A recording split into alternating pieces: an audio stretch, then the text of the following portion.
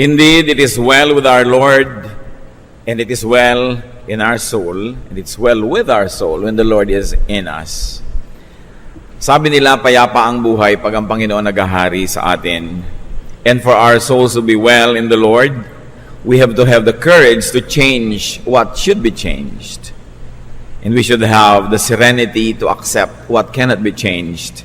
And according to one quote, the wisdom to know the difference. Dapat alam natin kung merong dapat na baguhin, kung merong dapat na lang tanggapin, at malaman natin kung alin yung alin sa dalawa na yon. For us to continue to have wellness of soul, ang ating pag-aaral ngayon, pinamagatan natin mga katotohanan or facts of life na sana huwag nang problemahin o kaya tanggapin na lang para mabawasan ang hirap ng loob. Yan ang maiksing pamagat ng ating pag-aaral. Or facts of life that must be accepted for our souls to be well. Heavenly Father, we thank you for wisdom that comes from you. We now ask you to be our speaker. Lead us, teach us, heal us, guide us. Strengthen us, O Father. Bring us on another level of spirituality where we can appreciate you more, where we can have the courage to change things that must be changed, the serenity to accept things that cannot be changed, and give us the wisdom to know the difference. Lord, lead us. Quiet our hearts. Use your servant only as your instrument, but be the speaker. And may we, Lord, be blessed by your wisdom to the point of being more and more like your Son, Jesus. Thank you, Father. In the name of Jesus Christ, our Lord and Savior, we pray, anticipating and thanking you in advance for the many blessings you will give us. Praise you. Ecclesiastes 8:15. And I'll be reading mostly from the Contemporary English Version unless otherwise stated. So I think we should get as much out of life as we possibly can. There is nothing better than to enjoy our food and drink and to have a good time. Then we can make it through this troublesome life that God has given us here on earth. Life indeed can be troublesome, and people should balance this by maximizing enjoyment. Dahil sa kasalanan na rin ng tao, maraming tuwid ang nabaluktot, maraming liwanag ang dumilim, maraming bigat at hirap tayong daladala, at kailangan lang matuto tayo kung paano paparamihin ang saya at papakonti ang lungkot sa buhay. To minimize pain, frustration, disappointment, even disillusionment, to minimize disorientation, inconvenience, there are some facts of life that should be accepted, even appreciated. Parang biyanan o manugang, hindi na pwedeng palitan, kaya dapat na lang tanggapin. At hindi lang pagtiyagaan, dapat tutunan na enjoyin. One fact of life is that people change. Nagbabago ang tao.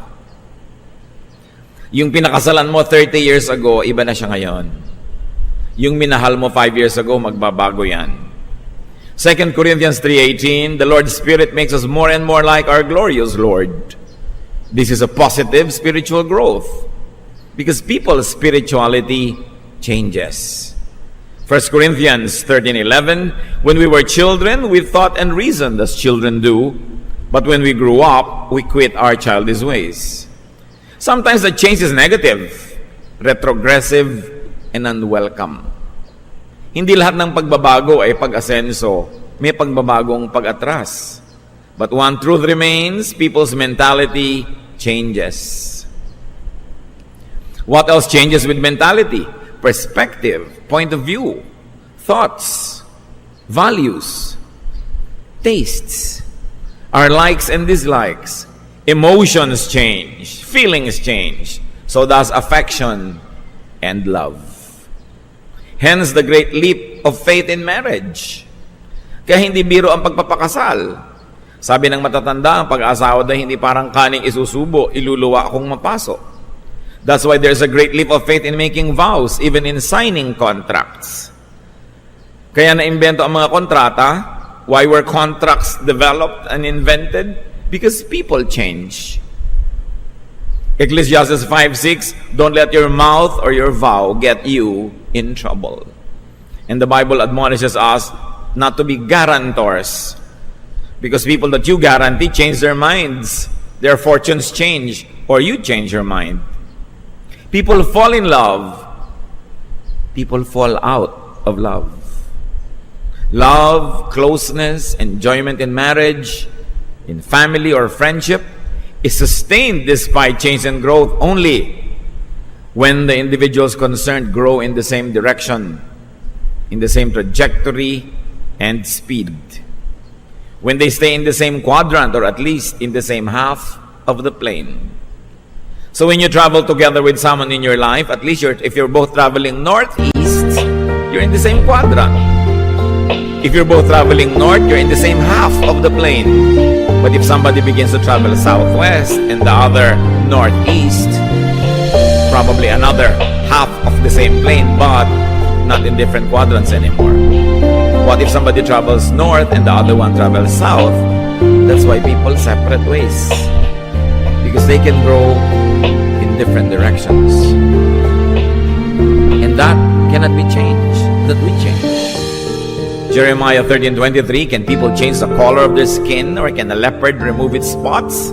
Akala ng ibang, ibig sabihin nito, walang nagbabago. But this sense of permanence is more about natural or inborn, even genetic traits, not about those related with mentality or emotion that could be affected by the environment. With loved ones, hope and work for positive change, for change in the same direction, and for continuing oneness. But be ready for changes in others and in you. Nagbabago ang tao. Bawat nadidinig, nakikita, nararamdaman, nararanasan, nagpapabago sa atin.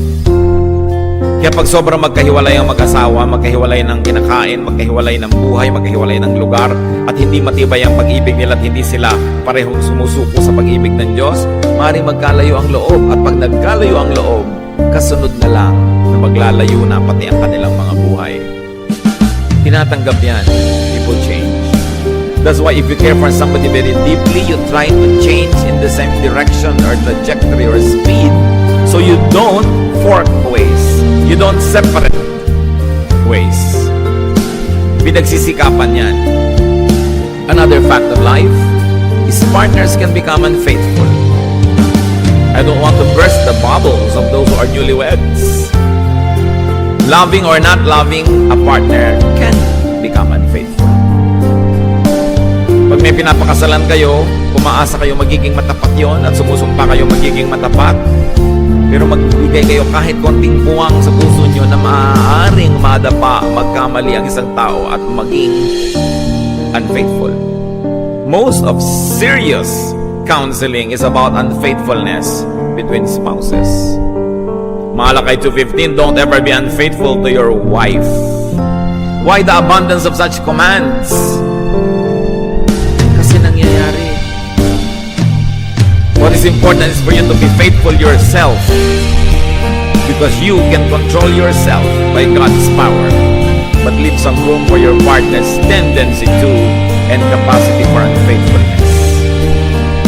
Sometimes what is most painful are people who never even expected, suspected, or imagined that their spouse could be capable of unfaithfulness. And then suddenly they realize, may anak na palang 12 anyos kay kumare. Ang sakit, kasi buong buhay, nasa ilusyon ka na perfect ka na pangasawa mo. We pray for that. We strive for that. But leave room for the possibility so that if it does happen, there will be less pain. Facts of life. Not to just burst your balloon, but we should be grounded on fact. Be ready for people's possible unfaithfulness to you, be they business partners, be they relatives or friends or associates. Leave room for it. Fortify yourself against it. Accept its possibility from the start. It will minimize pain if pain would come. Jesus says in Mark 14:38, watch and pray so that you will not fall into temptation. The spirit is willing, but the flesh is weak.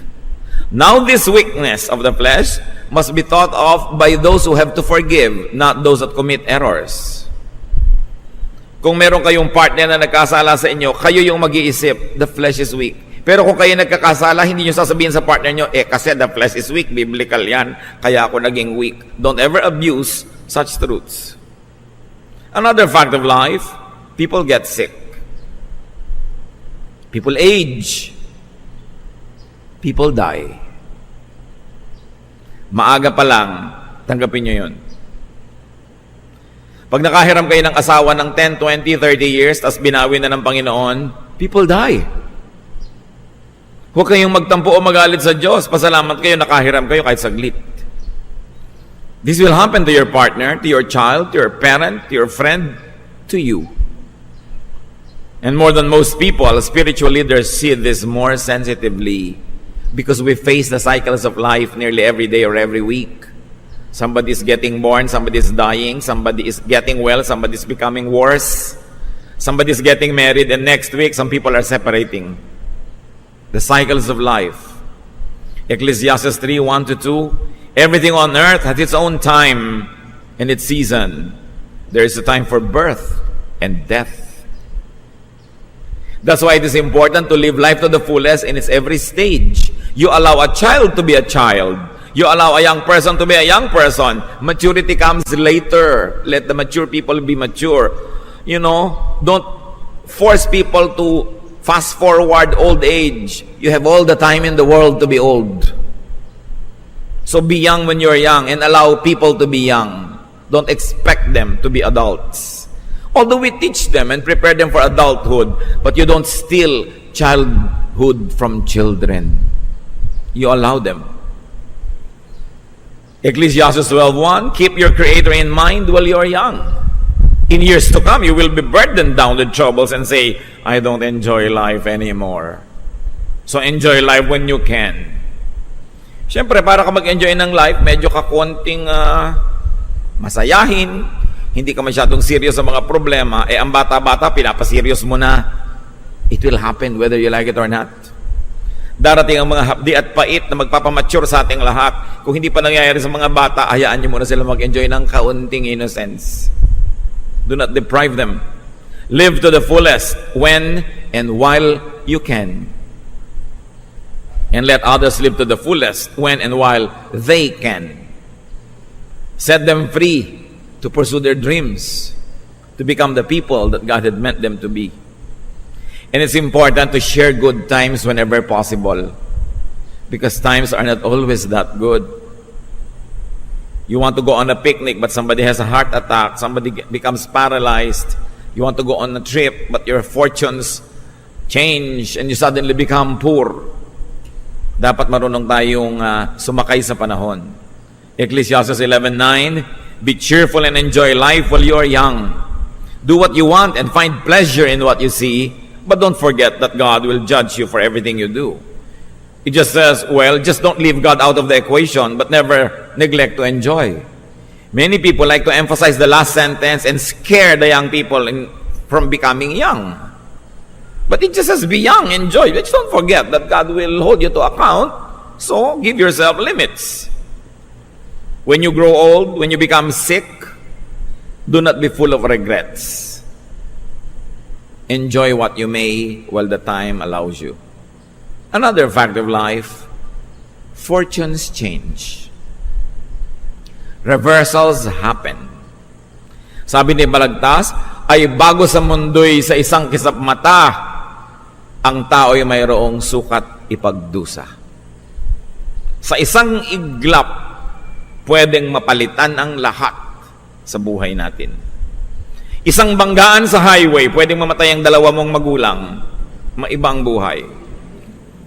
Isang plane crash, isang boat capsizing could take away your loved ones or your life. Isang maling galaw, nahulog ka sa hagdan and got paralyzed from the neck down. Anything can happen. That's why we should celebrate life whenever possible. Job went from everything to nothing and then thankfully to everything again. Not everybody ends that way. Usually pag nagka-reversal, nakakamatayan na yung reversal. Unless the abundance love of God takes over and that you do the right thing to even attract the good blessings of God to come your way. It can happen to anyone. So be ready for any sudden change. Huwag kayong mabuhay na parang hindi na magbabago ang lahat. Kung sobra kayong hirap, huwag kayong maghinagpis lagi. Mababago yan, pwede. Kung sobra kayong yaman, huwag kayong magyabang. Hindi nyo alam. Proverbs 27:1, don't brag about tomorrow. Each day brings its own surprises. And sometimes the surprise is scary. When you are up, when you're young, strong, prosperous, be nice. As they say, be nice to people on your way to the top, because you will meet the same people on your way down. Hindi dapat nahihibang at nalalasing. When you are down, work and hope, because fortunes can change. Another fact of life, success invites unwanted attention. Success invites hangers-on. Pag panalo ka, maraming lumabalapit para humingi ng balato. Success can invite envy and competition. Don't think that when you become successful, things will be rosy. Success is given only to a few because only a few can bear the burden of success. Because so much burden goes with the terrain. May mga artista pa nagrereklamo, ang dami daw intriga. Gusto mong sumikat, natural, atra ka ng intriga. Ngayon, kung ayaw mong huwag kang mapansin, pumasok ka sa factory ng hopya. Sa factory nga ng hopya, may intriga din eh. Di ba? Ganun talaga yon. If you cannot bear the heat in the kitchen, get out. Ganun talaga. Proverbs 14:20, but you have lots of friends if you are rich. Siyempre yung friends na yon, open and close quotation. When you are famous or powerful, people pretend to be your friends. Success has many relatives. And when you're successful, jealousy will surround you. Kasama yun. Ecclesiastes 4:4, then I realized that we work and do wonderful things just because we are so jealous of others. This makes no more sense than chasing the wind. Most of the time, you want to excel not because you believe in excellence, but you only want to be ahead of the other person. You want to have the edge. So, you want to be successful, be ready for critics, for competitors and wreckers. Most criticism comes from envy. So, kung nakikriticize ka, at least pasalamat ka napapansin. Kaysa hindi ka mapansin dyan. Another fact of life, love hurts. Akala mo love pink, kumisan lang yon sa simula. Sabi nga sa isang pelikula, bakit pag nagiging totoo ang pag-ibig, sumasakit na? So alam mo daw, pag nagiging totoo, nakakaramdam ka na ng kirot, nakakaramdam ka na ng selos, marami ka na mga hinahanap na wala doon, nagiging totoo. Love is a rose, yes, but it has many thorns. Jeremiah 17:9, the heart is deceitful above all things and beyond cure. Who can understand it? Especially if it is the heart of the one you love. You can find so much of it and so much discontentment because a loving heart is never satisfied. At ang pag-ibig ay sakim at aayaw ng kakabiyak o wala na kahit ano o ibigay mo ng lahat. Sabi ni Jose Corazon de Jesus. And that is why parents feel happy and at the same time sad when their children fall in love. Because they know that love will have its rose and its thorns. So when you love, when you fall in love, expect to take the thorns as well as the roses.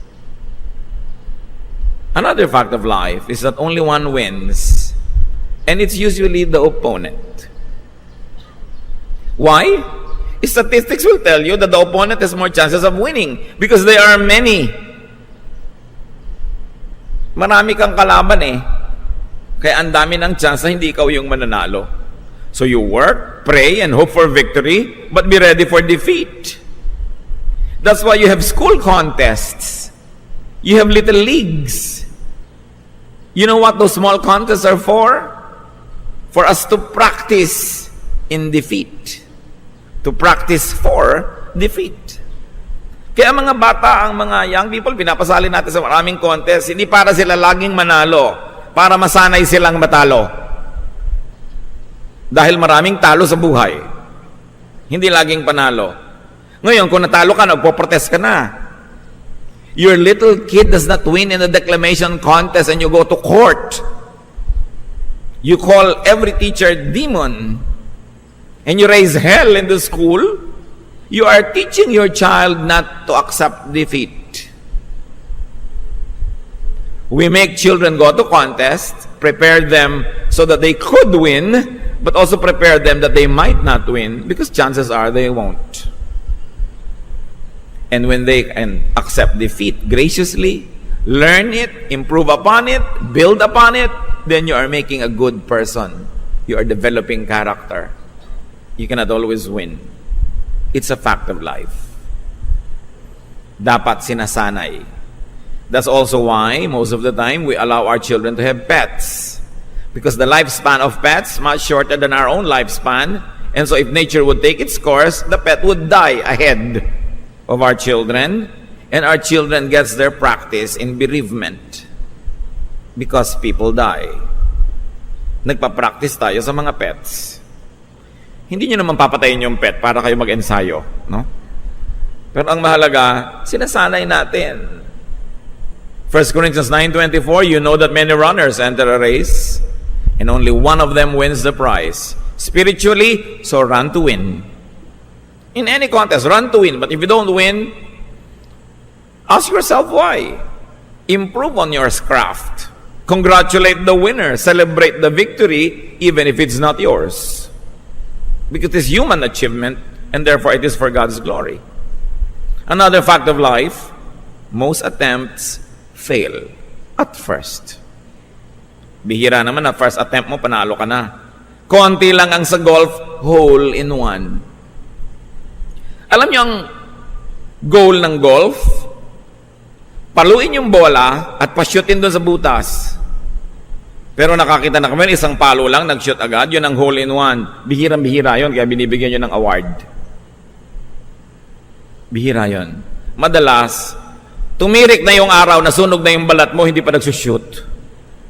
Yun ang totoong buhay. No? Increase your chances by increasing your attempts.